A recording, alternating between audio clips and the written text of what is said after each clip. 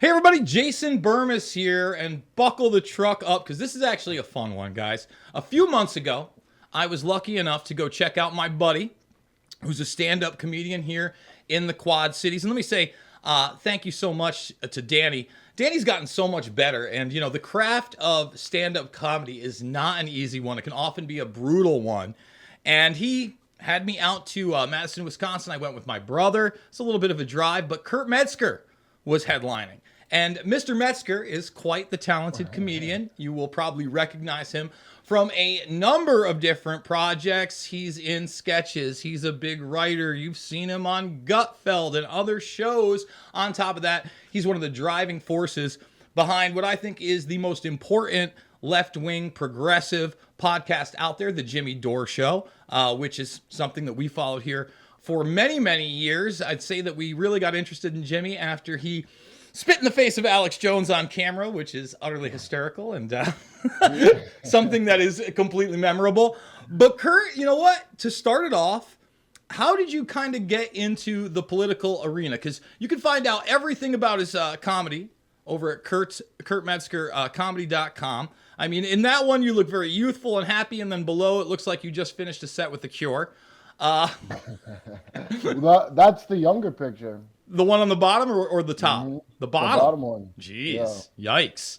Yeah. Rough night that night, my friend. So no, if I don't, if I'm in New York, you don't get sun. So my natural Dago skin color is I have silent film eyes if I don't have any sun. So.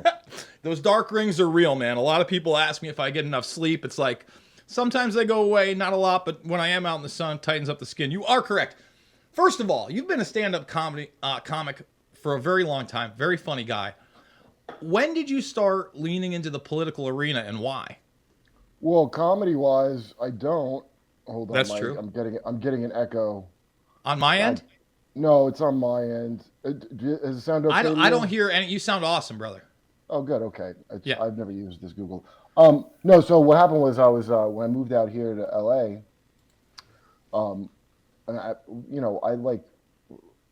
completely stopped watching any kind of news for like a while because I couldn't take it. I just watched. I'm like, what in the hell is going on? What every crazy stupid thing this is around like the Me Too times, and I would just watch this like, before we all found. Well, I found out as a CAA, not CIA agent, CAA talent agent. It was like a vehicle for Alyssa Milano, and then and that's why it suddenly stopped when Biden got accused, because that's his agent, CAA, by the way. Did you know that? That CAA is the Biden agency for his talent? All these guys, you know how every presidential candidate has to write like a Mein Kampf before they can run for office? I was not aware where it was Mein Kampf level. I mean, I know Dreams of my father. And Obama was famous for writing his own Mein Kampf. I do remember that. I remember Dreams of My My Father. It's the same thing. A political guy's struggle, and then they tell you about it in a dumb book. And Obama wrote his own, but, a dunderhead like Biden's not going to, even together Biden wasn't going to write his own. Mm-hmm. I mean, shit, John McCain did. Anyway, I was like really, and also I had I'm not left or right. I will not be a part of any like clique like that just because I'm repulsed by it. Like I might, and also, you don't get to pick what you are. Everybody else will label you. You'll be told you can pick a gender. You don't get to pick what you're.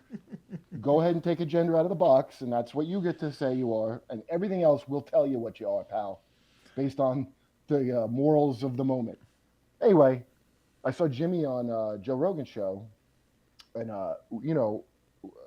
what I like about Jimmy is he doesn't have an ounce of like, I don't call it Hollywood, but he just is like this thing I noticed when I was in TV a long time, people would go, is that the hill you want to die on? You ever hear that phrase?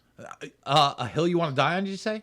Is that the hill you want to die on? Oh, yeah. No, we talk about, in fact, listen, man, when I talk about like the abortion issue for me, like I personally in my life, if I had a choice, which I don't because I'm a man, by the way. But I'm pro-choice, but I think it's the man's choice. But go ahead.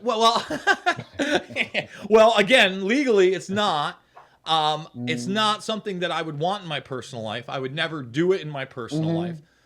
it's not my hill to die on when it's at like 3 months and it's like, all right, look, it's not, you know what? I don't Well, love that's it. reasonable. That's a reasonable way to say that. But what I'm talking about is You're going to get burned some if you you're dare making a speak out against yeah. this. Listen, I It's like spent some time yeah. out in Hollywood when we were trying to put out Well, loose it's change. everywhere. This is New York, by the way. This is not in Hollywood, Ah, but this is just ubiquitous across all media. And Katie Halper, who I like a lot, I was on their Useful Idiots, her and Aaron.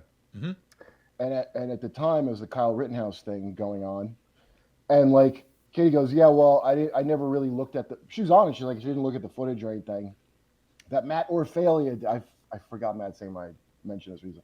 But she goes, I was like, that's not really a hill I want to die on. And it stuck in my head. And I'm like, God, I've heard that phrase. And what does that mean? That means, are you just going to save up your political capital to tell the truth one time?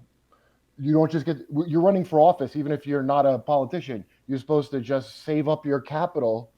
And if you think something's true and everyone's going along with it, don't risk dying on that hill, the hill of telling the truth. Why would you do that? That's normal. That's a normal way to think, not just fucking Hollywood. That's everywhere. So I watch Jimmy. He don't have like he'll die on he just tells the truth. He could be wrong. Mm-hmm. Okay. I have to admit, a lot of stuff I thought he was wrong. No, he wasn't at all. Stuff where I was like, come on, Jimmy. It's actually horrifying to me. Not that he's right, but like, that how clear it is that something he said was right, because I'll watch the normal news bring it up about 6 months to a year later. Yeah. Like there's an embargo on. And even then, it's kind of limited hangout, right? Yeah. At that point, it's not the same thing. And that was a hard lesson that I learned when I started to get into this. Because just like you said, when you're talking about, quote unquote, a hill that I'm not going to die on, obviously 9/11 was where I made my bones. And even somebody like a Glenn Greenwald, who I respect to a certain extent, and my buddy Luke Radowski, We Are Change, had some personal conversations with him during Occupy and all those things. And recently, I mean, I guess it's probably last year, Tim Dillon had him on the podcast. And I liked him. I've actually done a podcast with him and Sam Tim Tripoli show's before. great. Yeah, he's a very funny guy. But he asked him, he basically said, is there more to 9/11? Do we need another investigation? What are your thoughts on that? And Greenwald literally said the hill to die on thing. He said, look, there was only so much I could do. I didn't want that to make that my hill to die on because of the repercussions of it. But yeah, no, there's valid concerns there, and that absolutely needs to be revisited.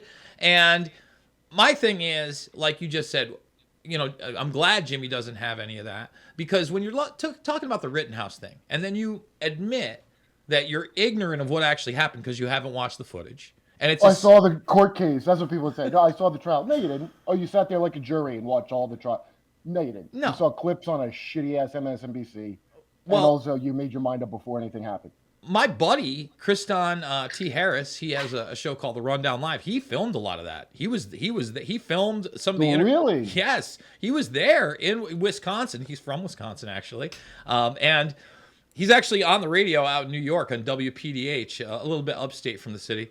But anyway, he filmed a bunch of that, and so I did have that firsthand perspective. And by the way, he doesn't deify or glorify what happened. He said, look, it felt like, that kid was really out there to play Call of Duty. Now, the circumstances that ended up happening to him, someone throws a Molotov cocktail at me. I mean, that's pretty much it. Dude, he wasn't even there for that, by the way. But I don't want to get off what your question answer. So yeah, I saw Jimmy on Joe Rogan talking about stuff. And now for a long time, I thought I hated leftists, like genuine hatred. And because the bullshit I got put through back in years ago. Barry Crimmins, who's a good friend of mine, who kept me from committing suicide, really, I had a lot of shit going on. And Barry was like, there's no left here in America. It's like across the ocean's the nearest left. And I was like, you could have fooled me, Barry. But he's right. He was exactly right. There's just a boutique thing. And he told me Jimmy was good, but I didn't really know Jimmy. I saw him on Joe Rogan, and I got his number from Joe Rogan so I could call him and just talk to him. So we just started talking, and that's how I got into being on the show, like kind of as the sidekick, and then I'll write lines for him. So that's really it. I mean, it's as recent as the show is when you really got politically motivated. So that's really in the last several years, right? I mean, by the way, I hate being informed. It really is. I don't recommend it to people. Smoke Stop. more Wait. weed We're gonna at the house. challenge you, funny man. We're gonna challenge you. Okay. Well, you kick back those White Claws. We're gonna challenge that for a It's second. going to take me 2 claws to even think about current events. I'll say this. All right. Yeah. I began questioning 9/11. I'm a New Yorker. I'm an upstate New Yorker, but in a college town surrounded by city kids, Long Where? Island kids. Oneonta is where I was when Oh, 9/11 okay. happened. Oneonta, is that what you said? Oneonta, it's like a half Yeah, an I know hour it. from Cooperstown. It's about an hour from Albany. And obviously there's a lot of pushback if you start questioning anything.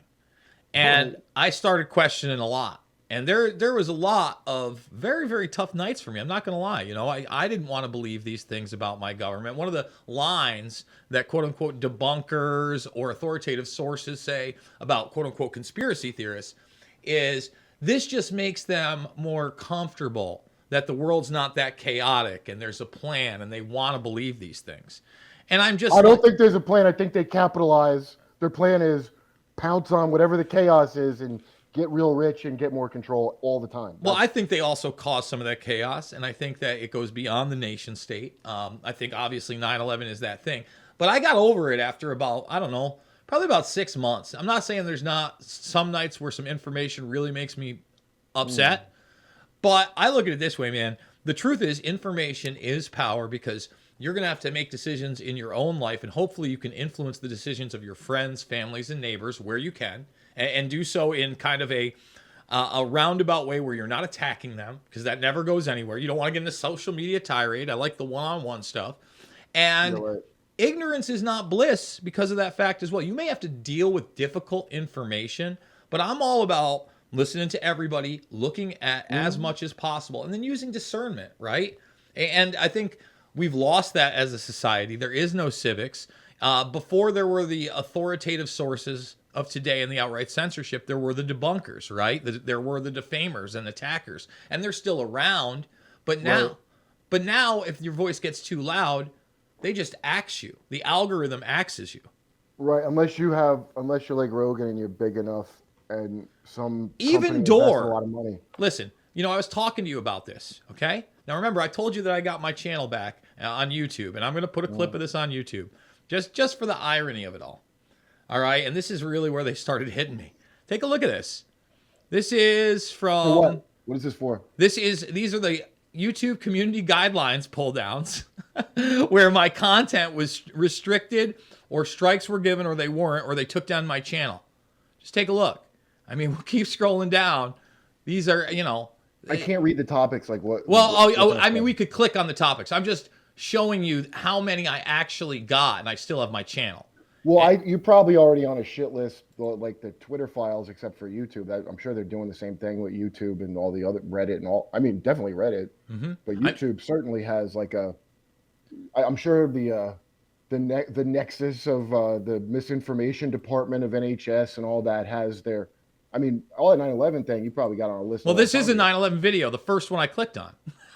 So it got removed. This is a architects and engineers in 2020. I did 24 videos in 24 hours one day as a promo thing, and they took that one down. That's one. So some of this isn't obviously isn't COVID related. A lot of Epstein stuff. Let's see what this one is.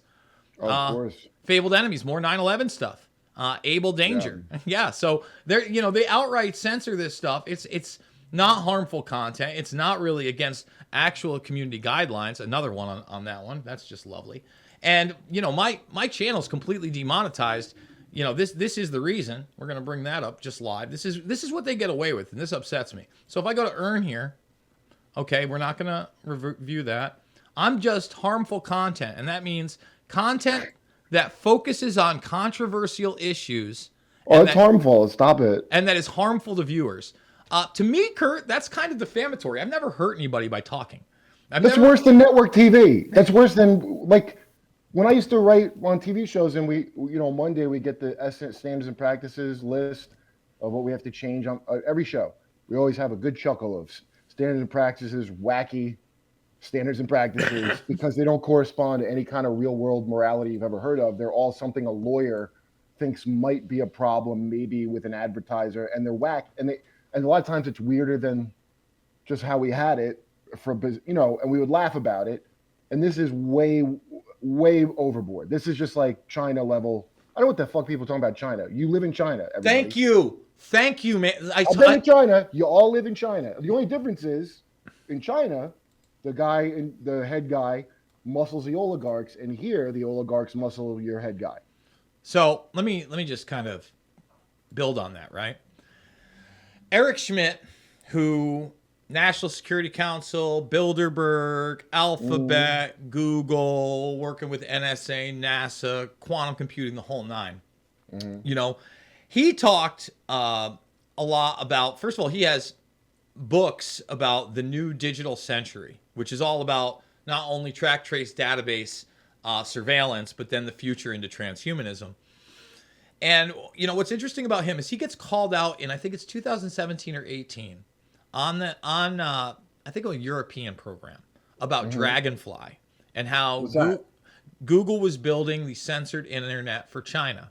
So again, this is 2017, 18. And this is when he had just stepped down and let Sergey Brin take over. Okay. So Google had already basically engineered algorithms for censorship for another country. It just took a few more years to make it to the United States. And but now they had the skills to do it. Yeah, right. It wasn't just the skills. I don't think they had the cultural pull where they had convinced people that platforming people was a way of hate speech, right? Where you just take people off there. It used to be classic liberal or otherwise constitutionalists. They'd say, look, I may just be disgusted with what you're saying, but I will defend your right to say it over and over again. And I had a discussion. I mean, this is the post-truth world, man. Like, I talk about that. I think that's why they got dickbat. Like every academic neo-Marxist dipshit whose dumb ideas would never take off without the backing of a lot of corporations and intelligence agencies. Like how they did with the Frankfurt School. All the people I knew back in, like, I don't know, 2013, whenever you started hearing alt-right, that dumb shit. The dumbest. And then people, they would always bring up the Frankfurt School, which I dismiss. I'm like, what? I didn't know anything. I didn't go to school and learn about with neo-Marxism. And, they wouldn't talk about the part where the U.S. after World War II brought those assholes here because they helped us make regular Germans feel they're responsible for the atrocities that happened. And then they came here and they do it right to us. Like it's always a calls coming from inside the house. It wasn't Soviet Union undermining us. America brought them in. Companies are like, this is useful. I'm a libertarian, but you're going to be a fucking old school Marxist Leninist, but that eats bugs. But I'll be libertarian meanwhile, up at the top. Well, you know what? That almost goes to another person. That's kind of the antithesis of Eric Schmidt on the left in Bilderberg as a steering committee member to Peter Thiel, because he poses as this libertarian, yet he's all into Palantir with Alex Karp and track, trace, database, surveillance. He's, Trump's technology guy. And these guys, again, I want to reiterate this to people, they talked about the post-truth world at Bilderberg in 2018. So what would I define the post-truth world as today? First of all, this article we went over, where it's the shackles of ignorance, why rejecting experts is the new form of slavery, where they try to convince you it's everything the experts said a post-truth misinformation society would be. I mean, this was quite the deal, but they do that through narrative management. And I know you covered this. We had a discussion about this. This is exclusive inside the military secret undercover army. And let's just read the first paragraph. Is this the thing from the Smith Modernization Act that enabled this? Honestly, man, a lot of people talk about that act, and yes, I John say that. Kiriakou's who told me about that. Yeah, Kiriakou's right in the sense that it solidifies or codifies more of this behavior. Okay. Yeah. But the truth of the matter is that when you look at what Five Eyes is, right, and the declassification there, Israel, Australia, the United States, Canada, Europe, etc., you've already got this plausible deniability market. That's what I'm going to call it. So it's not outright the NSA or the CIA or the FBI. It's not even a sub-agency. It's a private shell corporation with somebody who works as an asset and isn't even an official member of that agency that's doing it. So, that's why, we talk about the Smith-Mundt Act, but they don't even have to know. Dude, I love how everything is, we didn't do that. We hired a guy to hire a guy to do that. And then when I'm asked at the C-SPAN, I don't know, what is that, like a sitcom where you're like, yeah, ask him, Rand Paul. Nothing's gonna fucking happen from your inquiries. And then they can go, no, we didn't do that. Another guy that we paid and we're insulated.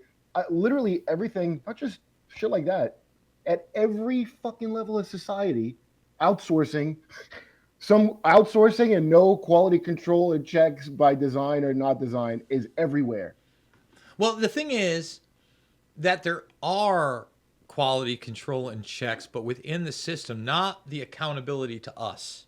You know what I mean? Yeah, right. So now That's right? what I meant. Yeah, Yes. yeah. Mhm. No, you're 100% right. So these people are insulated and protected, and we can have all the hearings we want. We haven't had any kind of real prosecutions, and even those were minimal since Iran Contra. Let's be honest. Dude, the last time I think it might be wrong, but the only time I've ever heard of one of those like TV hearings resulting in someone getting in real trouble, like from that, was that guy Alger Hiss that had a rivalry with I Hoover mean, and Roy Cohn. You yeah, know, I know yeah. you're. That's I would go if we wanted to go super modern and go even beyond Iran Contra. We can actually talk about Scooter Libby, who was the right Oh, hand Scooter man. Libby, I forgot. Yeah, but you He know what? took the Trump hit, pardoned yeah. him after he did hard jail time. So yes, they He did did go have. to jail. He did. Yes. He So was the fall guy for revealing that CIA agent who revealed Iraq was bullshit well, and and got all the outed. Enron scandals. Well, most of the financial information on the Enron investigation just happened to be in the Twin Towers, Building 7 in particular.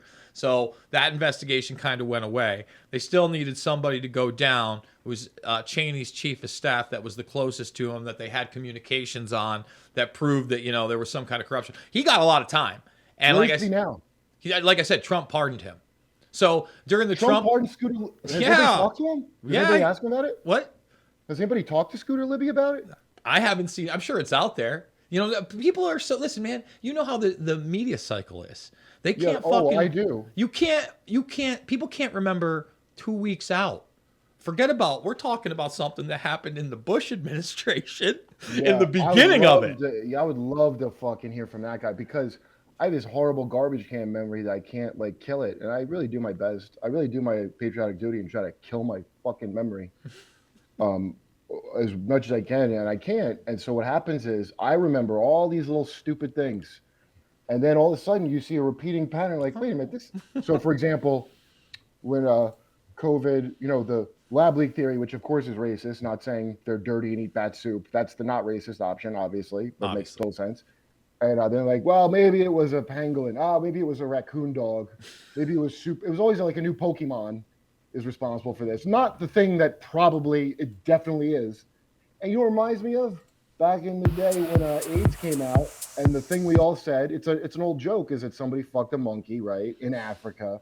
Everybody said that, not as a joke, almost like it was a fact. And like, ew. And then it changed to, oh, no, they're probably just chopping chimp meat and cut their hand, and then a gay guy in Haiti. It sounds very familiar, like the same goddamn cover-up every single time. And from what I understand, these labs leak this shit all the time. What they're really good at is covering up their shitty-ass fucking leaks. And then when the mistake happens, I don't know, constantly, I begin to wonder how, like if I ran a biolab, sure, mistakes would happen. But this is the best and the brightest, and they keep making the same goddamn mistake. No one learns from it. That's very strange. Let me say this, man. I don't buy any leaks. I never did. I felt like that was even the narrative in the very beginning. I followed this. First of all, if we're going to take it all the way back, the first time I really addressed coronavirus was in January. I was still in Oneonta. I was doing walk and talks and joking about it. I didn't think this was the big one. I thought it was going to end up being another swine flu, which I'd lived through. And a lot of people forget, but in swine flu, they were trying to get you to take 2 shots as well. Dude, we played the clip on Jimmy's show of The Simpsons where they have a media meeting. Yeah, with the cat. And then NBC, they keep injecting the NBC guy with shit because they hate him in the secret meeting. It's wild. And that is, the only thing more astonishing is that whoever wrote that, writers of The Simpsons at the time, and it might have been even Dana Gould, which is, I don't know for sure, but I think that was in the Dana Gould years. And Dana Gould was a full fucking trust the science dipshit. I was a smart guy. The thing that blows my mind is how do you get people like that? Like Trump is that scared. Bro, let me say this. I'm glad you're bringing up Trump because we'll bring up another Simpsons clip that I just played. I just got a copyright strike for. First of all, it's my favorite show of all time. I've seen every episode until like the last 5 years when I, When it my sucked, yeah. well, I remember them like scriptures, like how I was supposed to memorize Bible scriptures. I have Simpson quotes in my head that apply to every single goddamn thing. It was mind blowing. I thought that I was going to like draw for The Simpsons. I was an art school guy. Oh yeah, I went for animation, dude. Art institute. Cool, Yep. man. Yeah, exactly. Like that was my dream to be Mm-hmm. like either a creator on The Simpsons. That would have been like the most amazing thing for me as a youth, and then even into college. So anyway, I bring up the fact that whether you love Trump or hate Trump or whatever, these machines need to stop. We need one Right. person, one vote. We need paper ballots and accountability. We should be using technology to empower audits and what oversight, not Right. protect the people that control the machines that don't even really have a digital footprint, right? So That's not American. Okay, sorry. no. I'm just saying. So in 2008, in the intro to the Treehouse of Horror episodes, which are my favorite episodes, Right. they're the best ones ever because they always parody something very, very smart in a short amount of time. And it's Homer going to vote, and it's McCain Obama. So he comes in and he's like, "Oh, it's one of the new touch machines," and he tries to vote for Obama, and it goes one vote for McCain, and he does it again, another vote for McCain, and it's this whole thing where The Simpsons got it 15 years ago that these things were corrupt, and they were pointing it out on the other side of the Of aisle. course. You know what I mean? Even if it look, even if it wasn't like that at the machine level, like I remember people when they're like, "Oh, they stole it from Trump." And I'm like, "Do you understand it's rigged before it even gets to your fake fucking choice? Like the primaries are completely rigged openly. It's not a secret. They do it openly, and then the guy that gets screwed has to go. I think Bernie. I never. Oh, thought Bernie won twice, but that's all right. So let's talk about that aspect. But I think that this is my wild speculations because it's. And when I worked for Sasha Cohen on that Who Is America show, Oh, you worked on that? I wrote for it. Yeah. Oh, no kidding. Yeah. I watched that series. It was one of the best things he's ever done, brother. I got a lot of, do a high percentage of a lot of my bits on there, which I'm surprised. You know what I got to ask you before we go on? Yeah. Though? That's allegedly where the incident in Vegas happened with the pedophile. I wasn't working on that. And also I called my buddy Dan. It's Sasha and his two friends from like school mostly. Okay. And then they hired me. They normally don't do that. They normally just bring people in like session. It was like joining a band or something. Yeah. Like, and then he could like hire whoever he wants and didn't have to go through whatever diversity bullshit. Just him and his friend. But the guy that was saying that shit about like getting it, he actually tried to report it because he was scared when he heard that. It was like a thing where it wasn't what it got reported, because I immediately called him like, dude, what was that about? Yeah. And the guy was like, oh my God, this is see, here's what we do. Well, I mean, I'm saying I just wrote bits and I saw. No, but the setups, I get it. The setups are just like how an intelligence agency would work. In fact, John Kirikow, I don't know him through Sasha, I know him through Jimmy, but he consulted with Sasha on a lot of stuff. Sasha's a plugged-in fucking guy. So wait, John Kiriakou, the CIA, yes, the CIA whistleblower that ended up doing time for talking about torture methods, actually schooled these guys on how to run quote-unquote undercover ops kind of. I don't think he schooled them on that. I think it was for the Dictator movie, some stuff. But okay, I watched that as well. Yeah, there's a guy, I'm blanking on his name, and I even had him on my podcast, who wrote an article about Sasha Cohen being part of the...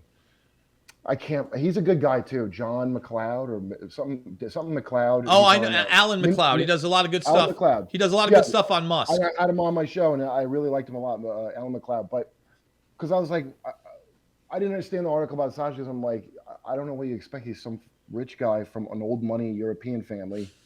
If my ex-girlfriend was Israeli, so she's like, Kohanim is like a Levite. Like that's a heavy like, and he went to Oxford. Okay. Yeah. Yeah. And Oxford is a network we talk about on this show a lot because people don't understand. It's even beyond the kind of Harvard network that we have here.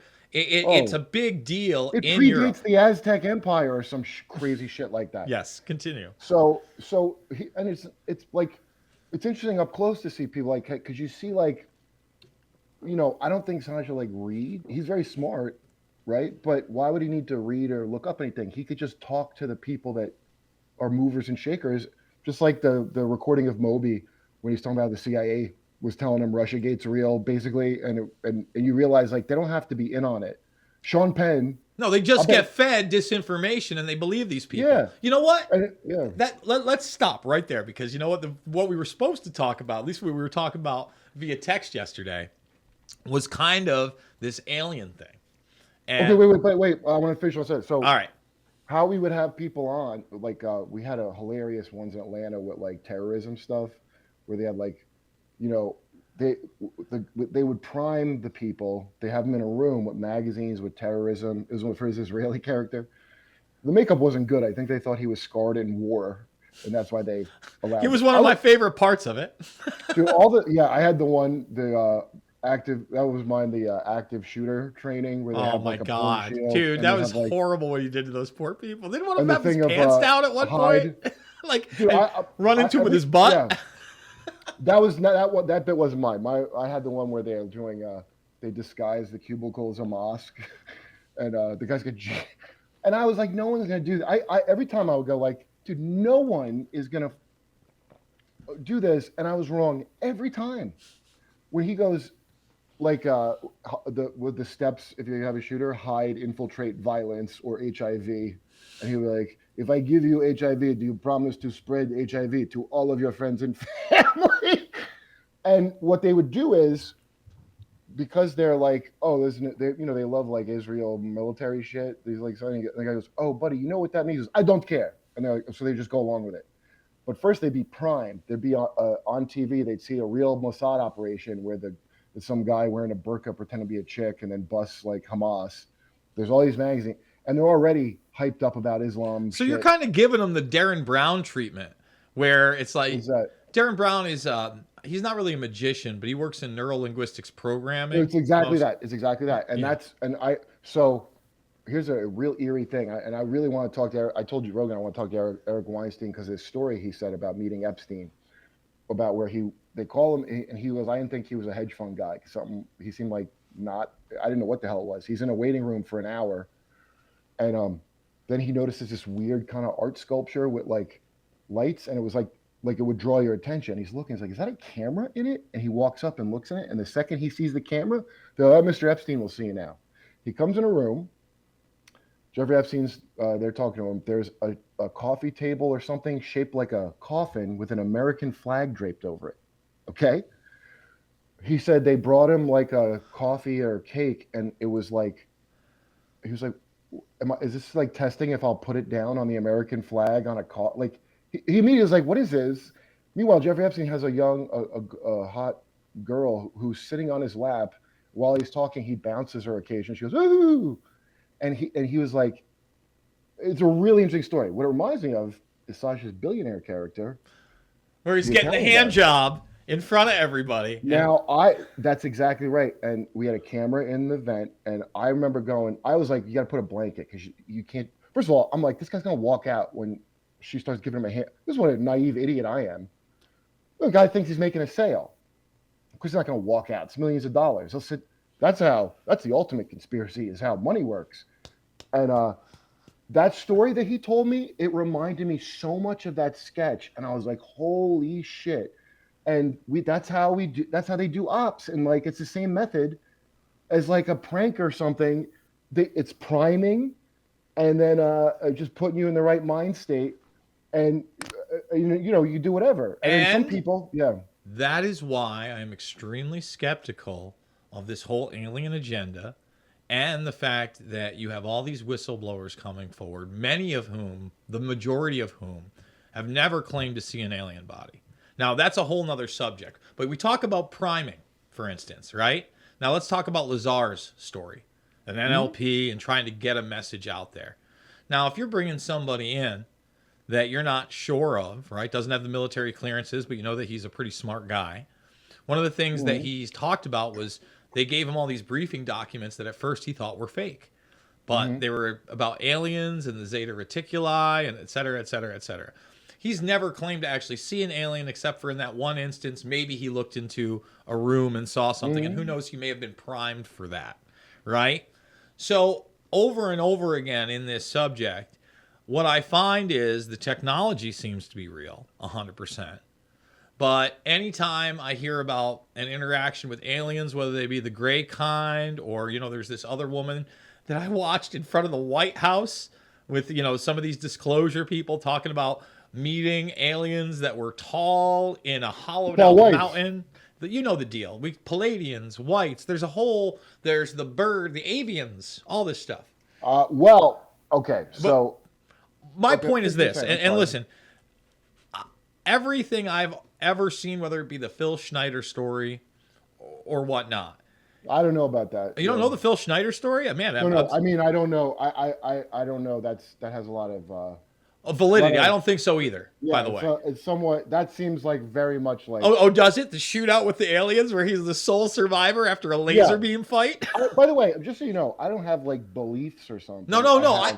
I agree. Wild speculations based on weird memory things. But finish what you're saying. Now, all I'm saying is, we've had so much technology suppressed from us and information. This will tie into what you were talking about with all these Nazis that came over, right? Yeah. During World War II. And really, if you look at the genesis of the Central Intelligence Agency, what you're looking at is the OSS and the Skull and Bones crew and the Nazis. That's the main drive. They always liked the Nazis. It was a shame to have to go fight these guys.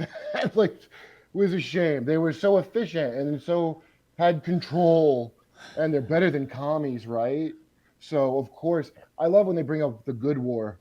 And we're such a good country that there was no hard feelings. After the war, we made sure to save as many, and not just the scientists, as they say, because I used to think that, and I'm like, well, okay, they wanted to get their shit. What are you going to throw them away?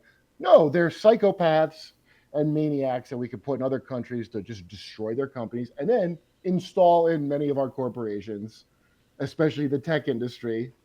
And like, what's his fucking name from Watergate?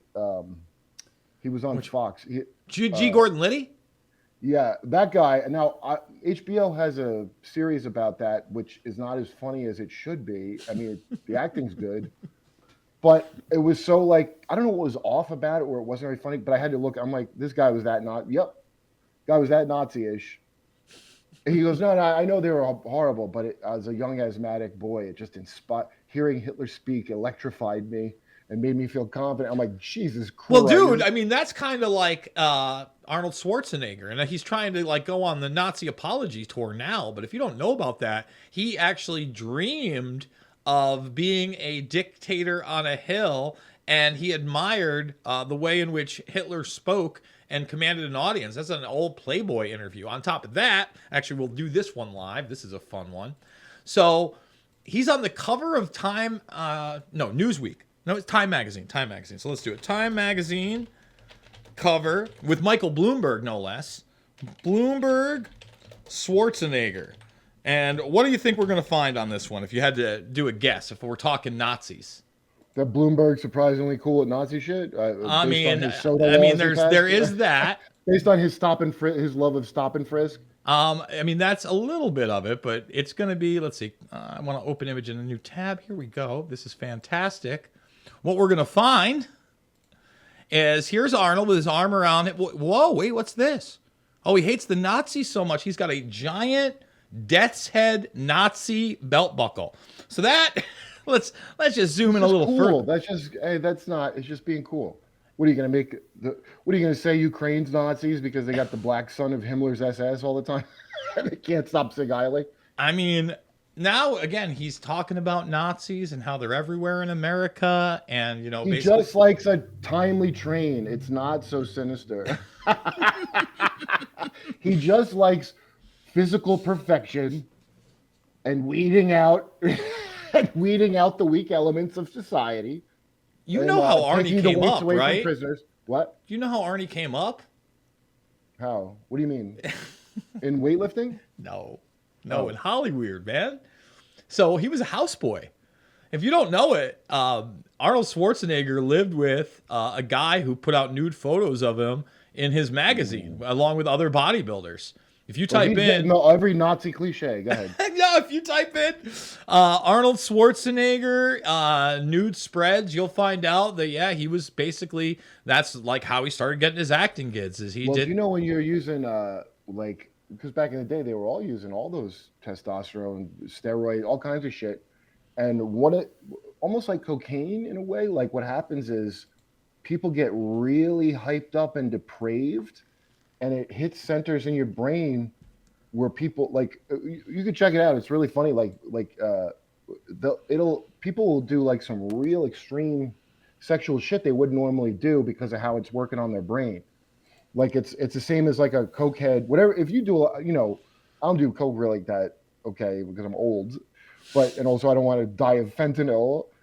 Okay, I have no shame of any coke I did in New York. It was like there were drug phases, so it was like coke. Then the thing I had a problem with was opiates. Okay, but with coke, whatever you are capable of in the back of your fucking brain, if you do enough coke, that shit's gonna come out, and you never know what you're gonna get. So wait a minute. What you're trying to say is if like you're like a violent rapist and you're on steroids and cocaine like Conor McGregor is constantly, you might. Well, he maybe wouldn't be a violent rapist until there's something because you're messing with your hormones with in steroids are like broad term. There's a lot of different shit that's not a steroid, Sure. but it's the same kind of PEDs they call them. Mm-hmm. And because of the hormone things and too much testosterone, you need a certain amount of estrogen to make your dick work. Like it's a balance. It's not like, it's the way they say low T. That's all pharmaceutical marketing. I mean, that is a thing to a degree, but all the stuff you hear about trans stuff now, this has been tested on bodybuilders for many years. Yes. Because they take hormones. Mm-hmm. So throwing yourself off balance creates all kinds of things. And then how coke kills boners, then the stimulation required, because there's so much fucking serotonin and what's the other reward? Dopamine. It naturally throws you into a thing of like, I got to do more extreme shit to hit that nerve to just be able to come. And so then whatever your wiring is that maybe wouldn't have been accessed, right? Like genes express themselves because of environment. You whatever's in you, I don't know, prison makes things come out of people, cocaine, steroids, all that shit. And especially bodybuilding world, very well known. And I remember back in the days, like Details magazine, you could read all these guys' experiences with really hardcore abusing that back in the day. And they all had a doctor that they had to suck him off to fucking get their shit, get their. And the one guy I read about, he became like a yoga guy. He was so toxic from all this shit that he'd been pumping, and he almost died. And then he just did like isometrics and shit after that. But he said he saw a guy fucking not the coin slot, the like the little opening in a soda machine. Like people get so insane and hyped up and depraved because they'd fucked with the chemicals. They're just like fucking holes in the. Can you imagine fucking machine? a vending machine and not one of those crazy Japanese ones, which is terrible anyway? It has a vagina on it. Not that one that has a working, not that one. Vagina. I mean, I think that's a low point anyway. But to walk up to like a Pepsi fucking vending machine. Oh, hey, by the way, just that alien thing. This is what I just want to throw out there, which is a thought that I always have with this shit. It's like, okay, let's say, and I know it's crazy to think that in the infinite universe there would be aliens with ships that would come and not introduce themselves to each of us personally. But let's say that did happen, the Roswell crash. How would the government handle it? Not hide it for 80 years? They just reclassified the JFK shit for 80 years. All right, so let's talk about that because I want to talk about classifications too because I think that's really important, right? First of all, we in the text message thread, we were talking about Annie Jacobson and the two books that I have read in full. Oh, I want to know about that. Yeah, we're going to get into that in a second. Yeah. Let me just make a point about one of her other books. Now, Area 51 was her first book, and her second book was Operation Paperclip. Now, right. Paperclip, the thing that really hammers me is she wrote that book in 2013. It's now a decade old, right? And she wrote that book because she found out what Area 51 really was, and it was basically this hybrid CIA military black site for propulsion systems and weapon systems. Okay, and people would think that they were, say, going to work for NASA. NASA's a whole nother thing we're going to probably get into in a minute, and they would end up working at Area 51. So it was a large recruitment thing. But the thing that hammers that home is that at that time, and I don't know what's happened in the last decade, I would imagine not much, but she said there were 600 million documents. That is over 500 million documents that were still classified on Operation Paperclip alone. Now, this is post... well, kind of a crime. Well, beyond a crime, what did they work atrocity. on? They worked on biological weapons, psychological weapons. Like, I mean, if you don't think that Artichoke, Bluebird, and then MK Ultra come out of that crew, of course it does. And right. you look at the pattern of her books. Starts Area 51 really from the alien interest, right? Probably because, again, that's what pop culture has put with Area 51. I think it's because of Bob Lazar that Area 51 She does, known, right? So she has, Lazar is largely left out of the book, but it's in the introduction, there's something about Lazar, and then in the back, there's something about Lazar. So when she talks about Lazar, I mean, this book, Area 51, and it's very dense. I suggest, what I do is when I go on long road trips, I know you do that as a comedian sometimes, I put on the audiobooks. And I listen to them that way. Really, it's about nuclear power, weapons, Edward Teller, propulsion systems. And then when she gets into Operation Paperclip, that intertwines with this Horton Brothers thing, right? That's why she does. I watched that. So that's why she gets into it. So the tale of the Horton Brothers, for those that don't know, they're these brothers that are working inside Germany on classified projects, including a flying wing. Now, they'd been working on this thing to the point where it was made out of wood in the beginning. So we're talking German engineering, probably that even predates the Nazis' power and rise of Hitler, but definitely incorporated once they get in there. They just want to make a thing like Werner von Braun. The guy just wanted to work with rockets. Can't you just leave him alone? He did. I've got the craziest Werner von Braun clip you should see. Wait, give me 1 second. All right. So let's. By the way, I do want to play this clip of von Braun because it's such a shocking clip. Because we've all been told that von Braun is basically this monster, and there's no debate about it, right? I didn't think he was a monster. I just thought he was like a Bob Lazar. Like Bob Lazar was like, I didn't care about I just like the technology. Well, I mean, if you believe again, and Annie Jacobson reports this in her book, among other sources, I believe it was the 2 or 3, maybe 4 most unproductive workers each week were hung outside of the factory in which they were using the slave labor for rockets under the Nazi regime. At least that's the tale. Okay. Right. But getting back to the Horton Brothers, because I think it's really important. They're not working on rockets. They're working on flying wing, yeah. They're doing different types of propulsion systems, and essentially what will eventually become the bomber that we see during the first Gulf War, and we really haven't seen anything declassified since then, 30 plus years later. The stealth bomber comes from them. That is their technology. Right. Now, on top of that, when you're listening or reading Area 51, you find out that basically the SR-71 program and these programs are also happening at the same time, but the Horton brothers at one point get captured by the U.S. after the war, but they're also taken by the Russians first. So there's actually called a thing called Operation Harass. So after the war, and you can justify that this is why the United States did this, the Russians were grabbing a lot of Nazis. Yeah, For those that don't understand, all their nice shit, yeah, I mean, the Nazis invaded their country. So, they already were privy to having a bunch. And after the war, there was kind of this race and this divvy up. Apparently, Stalin gets the Horton brothers. Now, we know about the Bell Project, and we know about other types of saucer craft that the Nazis were absolutely working on. Teller, who's at Area 51, he'll later work with the Horton brothers. And it becomes pretty apparent that, obviously, the SR-71 Blackbird and the stealth bombers and stuff come from Horton brothers type propulsions. What is stated in the book, and she still, I don't believe, has revealed this source's name. Now, this is somebody that was there, Lockheed Martin, Skunk Works, all of it, right?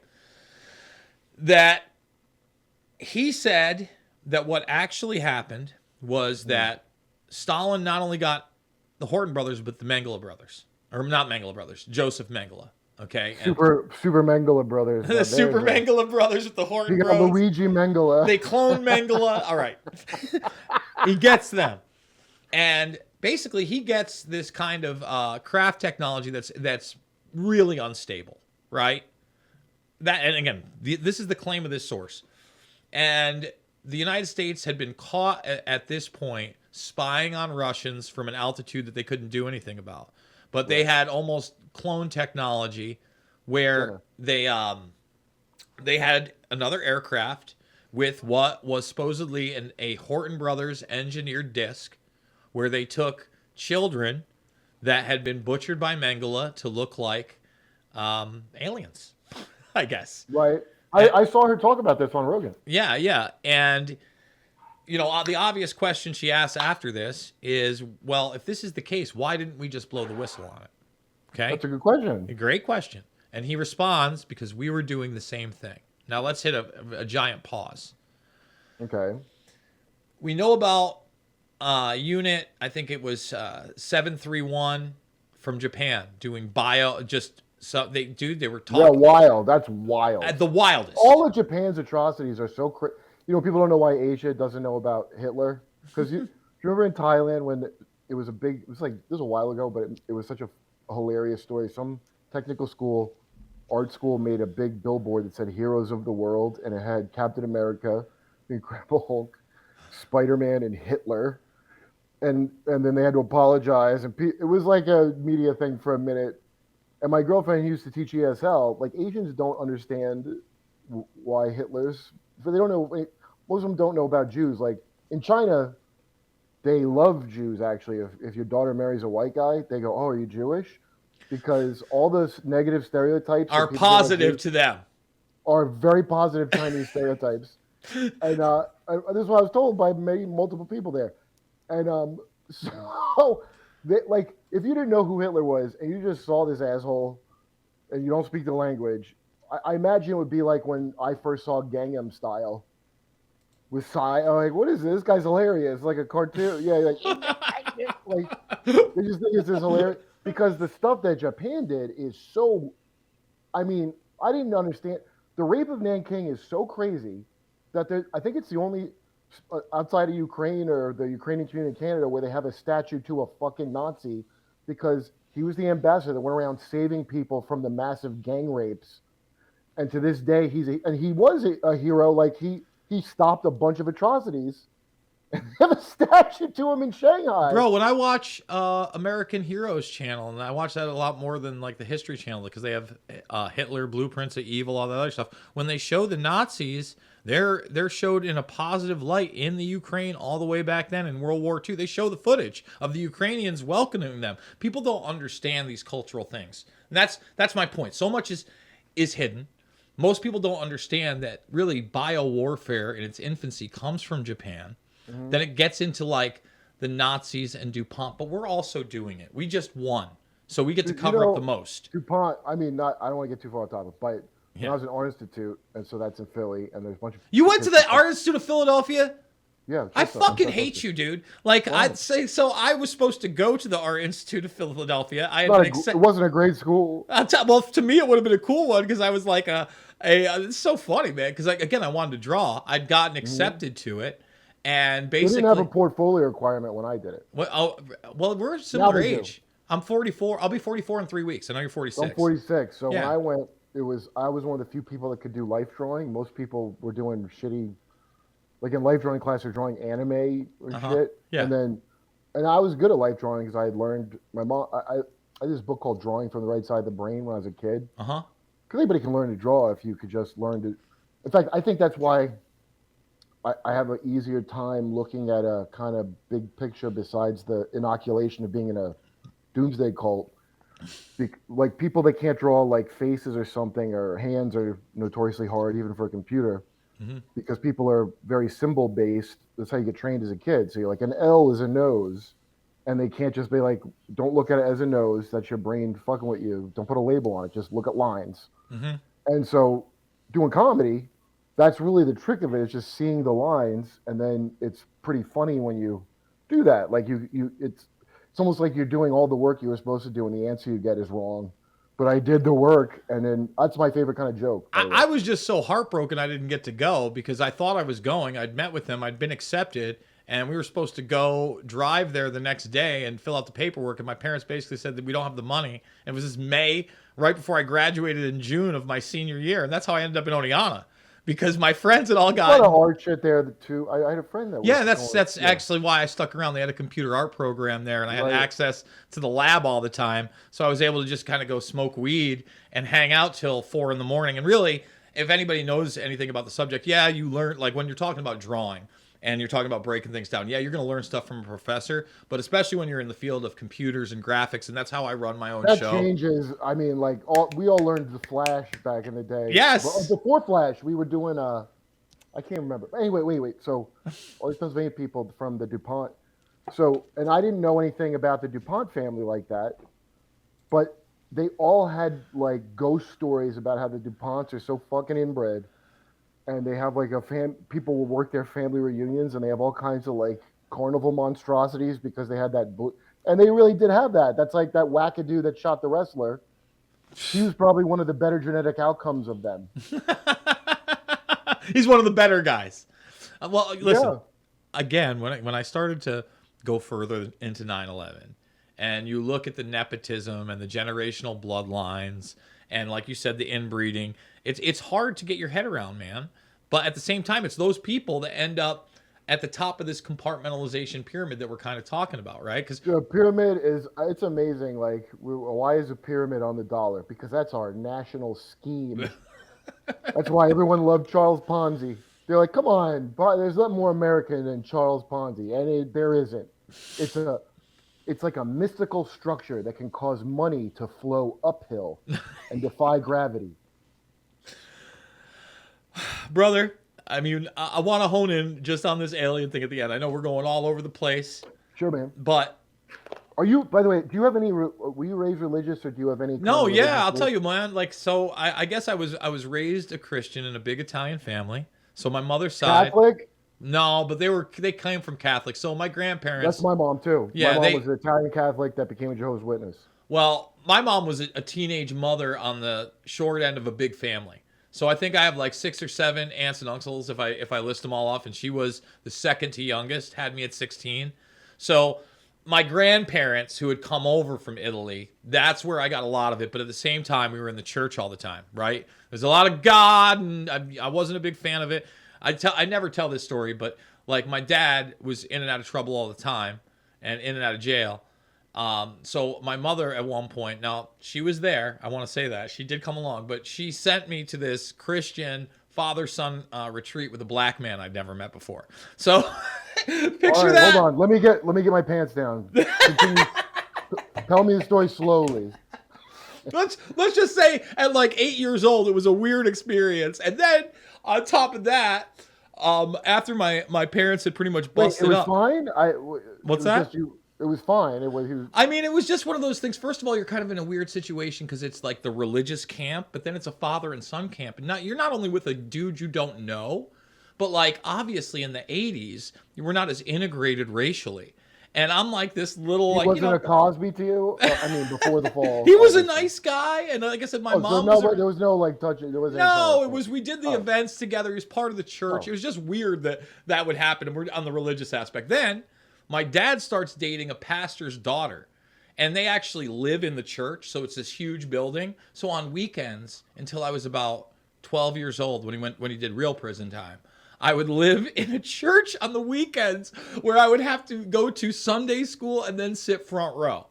So religion. Are these charismatics or just regular born again? They were those I think were Methodists or Protestants. So they weren't too bad. You know, it's a pastor deal. It wasn't like, you know, you're going to die sinful, but you know, a lot of Jesus, a lot of sinning. And my problem was I also grew up very poor. So I looked at all this as kind of a crutch in a very negative manner, you know, and you know, when you're a kid, you kind of have like this idealized thing where why me and why is this happening? And, you know, prayers aren't working for this or blah, blah, blah, blah, blah. So for a long time, I really rejected it. And I'm not super religious by any means now. But like when we look at those nepotistic bloodlines and you look at their history and what they're into, you know, some of them are in some weird dark shit, man. Like one of the things that I've studied for a really long time now, I don't have them in front of me. They're in my downstairs office, but I have, whatchamacallit, I have the Bohemian Grove Annals. Are you aware of the Bohemian Grove? Oh, yeah. Of course, right? Yeah. So, Yeah. so the Bohemian Grove, a lot of people like to call it Moloch worship. It is not. Again, I have their internal stuff. No, it's not. Moloch is not an owl. It's not. But I will say our society, Chris Hedges, who we have on all the time, and he's a minister. Mm-hmm. Like the thing of sacrificing your baby. Japanese had that called mabiki, where the late term abortion, where the kid's already 4 and then they had a population decline and then discouraged mabiki after that. But the thing of for economic gain, sacrificing your child, we have that here. It's called abortion. You know, I remember going to Ozfest with Big J and Bill Burr and Opie and Anthony and a bunch of guys a long time ago, and I'd never seen Iron Maiden before. Oh, you lucky bastard! I've never seen Iron Maiden. I never listened, like on my own time, I never listened, but the live show of them was so awesome. This guy had to be 50, Bruce, whatever. Bruce Dickinson, baby, run through the hills. Dude, he changed. I don't even know how he changed costumes so fast. The guitar players are throwing their guitars in the air, like spinning them and catching them.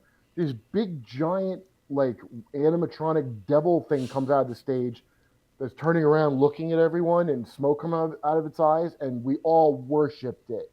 Well, here's the deal, man. So that's kind of where I was coming from as a kid. Bohemian Grove is for nerds. Everybody's doing this shit everywhere. Well, the rich people hold do on. it. I'll get to that in a minute, because I also have like the guy that brought all the occultism from China and the East, actually. His name is George Bromley. He has a book out there called The Long Ago and the Later On. It's really interesting, and it's actually, the cover of it is a ship shaped like the owl, because he brought the owl over, and he actually brought in a lot of the druidic practices, etc. I'm glad you brought up the rock and roll point. I'm a fucking metalhead. Love that shit. I get it. As I was growing up, again, I thought all of this was fake. There's nothing to spirituality, and really, the only Satanist or occultist is the kid that isn't getting laid in high school. He's wearing the eye makeup. He's a little overweight. He doesn't have a good personality. No, it's just capitalism. Yeah. Well, I would say I think that you have the kind of sociopathic people that'll do whatever to be part of the club. Schwarzenegger. I'm just saying you have those people. And then I think there is an undertone. So their books. Certainly. Yes. Is. Yeah. I'm sure a lot of them will drink a baby. I'm just saying that's their hobby. Our system, like C-SPAN, the main devil worship, you can watch it on C-SPAN when we go and, hey, we're going to sanction Iraq, and then 250, we thought it was half. Well, those are the real sacrifices, right? That's why these are the real organized criminals. And I always talk about that just because they wear suits. Think about the worst capo in gangster history. His lifetime of murders doesn't even come to one drone bomb, a guy that Lindsey Graham jerks off over. Like, that's like, you know, that's the reality. Best money we ever spent. That's fucking...